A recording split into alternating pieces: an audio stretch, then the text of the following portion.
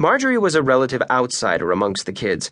I would say Marjorie was more on the edge than in the middle. In any group of kids, you're going to have someone who's more in the center of the social action and others who aren't. Jessica Gaines. Omar Gooding would sometimes turn and walk away from me because his mother had said at the start of the season, "Don't make her upset. She has a job to do, and she is sensitive."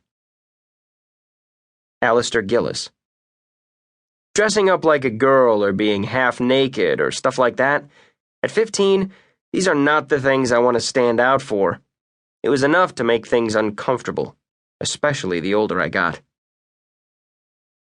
Josh Morris. Roger loved seeing little boys in dresses. He thought that was hilarious. But the boys didn't like it so much. He'd pick the boy who least wanted to be in a dress and make him wear it. Adam Reed. 5 or 6 of us went down to LA with Roger as kind of a field trip. Roger found out Doug and Matthew had gotten in a fight. It was just Doug being Doug, a bit of a bully. And instead of punishing Doug, Roger said, "Let's go to a women's department store." We all walked in, and Roger said, "Doug, pick your dress. Matthew, pick your dress." And they spent the rest of the afternoon in dresses as a joint punishment. Through that, Matthew and Doug bonded to an extent. They made it through the rest of the trip together, and got along.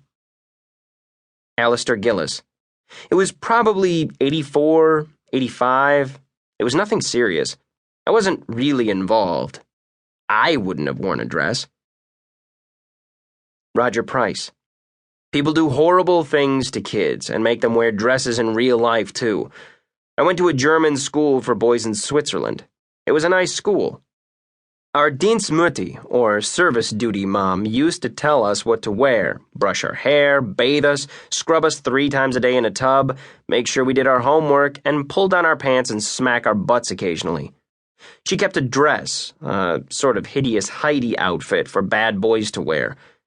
If she was displeased with you, you found it on your bed. I found it on my bed a couple of times, but I never wore it. You always promised to be good in the future, and she always relented. Bob Black.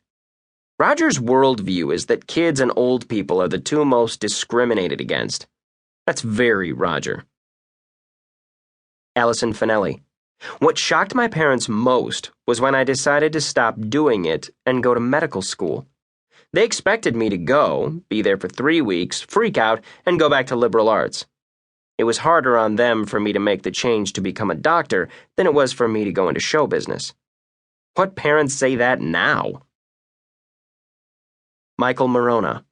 I'm so grateful when I see kid actors having stage moms that my parents didn't try to force me into it. Michelle Trachtenberg. That's the difference between having stage parents, not actually having the choice to be on set, and people like me who absolutely loved it. I would hate going back to school because I would always want to be back on set. If anything, I would be too excited to be there and would have to remember to calm down, and to not drink so much cream soda. David Johansen. They were good kids on Pete and Pete, not like your typical asshole kid stars. It was very refreshing.